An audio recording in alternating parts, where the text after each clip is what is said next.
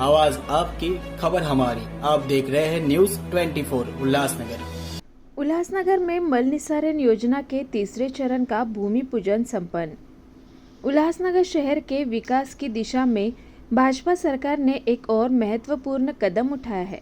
प्रधानमंत्री नरेंद्र मोदी ने अमृत योजना 2.0 के अंतर्गत उल्लासनगर में मल निस्सारण योजना के तीसरे चरण का ऑनलाइन भूमि पूजन किया।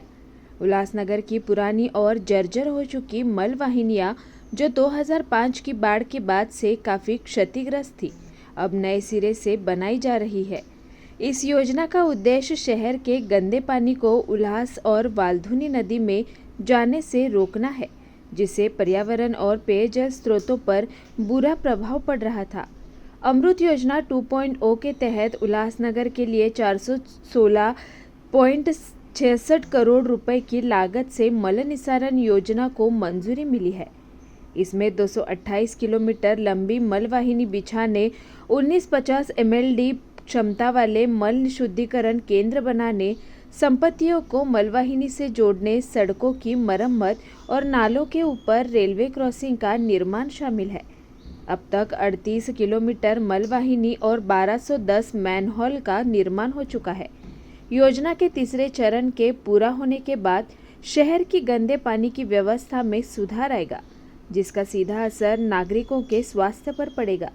भाजपा जिला अध्यक्ष प्रदीप रामचंदानी ने कहा कि पर्यावरण में सुधार इस योजना का मुख्य उद्देश्य है, जो शहर के सतत विकास में बड़ा योगदान देगा। ये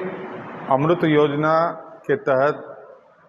अमृत योजना 2 के तहत उल्लासनगर में 416 करोड़ रुपए की केंद्र सरकार ने मंजूरी दी, क्योंकि आप जानते हैं कि 1982 में यानी 42 साल पहले यहाँ ड्रेनेज बनी थी।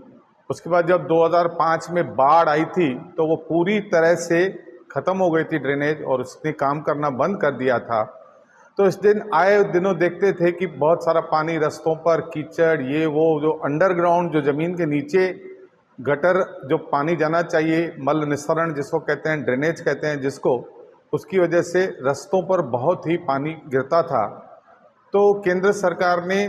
416 रुपये मंजूर किए नई ड्रेनेज बनाने के लिए, और 416 करोड़ मंजूर किए पूरे उल्लासनगर की 1210 किलोमीटर नई ड्रेनेज सिस्टम लाई जाएगी, और पूरे आधुनिक तंत्र से, जो आज की तारीख में तंत्र ज्ञान ज़्यादा बढ़ गया है, बहुत टेक्निकली उसमें बातें हैं, और उसमें जो है आज तक अगर देखा जाए तो 38 किलोमीटर जो है काम हो गया है, और करीबन 1210 मैनहोल कवर भी डाले गए हैं। 19.50 दक्ष लीटर क्षमता की मल शुद्धिकरण केंद्र, जहाँ जिसको पंपिंग स्टेशन बोलते हैं, और पूरा उसका जो पानी गंदा आता है उसको शुद्ध करके फिर से उसका प्रयोग किया जा सकता है। ऐसी 19.50 दक्ष लीटर की मल निस्सरण केंद्र भी बनाया जा रहा है। और इसमें एक बात यह है कि पहले क्या होता था कि वो ड्रेनेज हो जाती थी, बाद में पूरे शहरों में खड्डे बने रहते थे और धूल का साम्राज्य होता था। तो उसी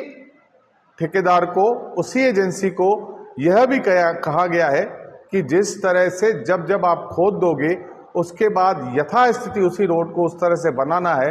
ताकि हमारी जो अपनी यहाँ के नागरिक हैं उसको ज़्यादा परेशानी ना हो, और पूरी तरह से हम ड्रेनेज सिस्टम में अच्छी तरह से इसको अपने शहर के लिए उपयोग कर सकें। और इस आधार पर हम देख रहे हैं कि बड़ी तेज़ी से काम हो रहा है, और एक बार जब ड्रेनेज पूरी तरह से बन जाएगा और पूरे शहर भी मेरे हिसाब से सीमेंटीकरण रास्ते हो जाएंगे, और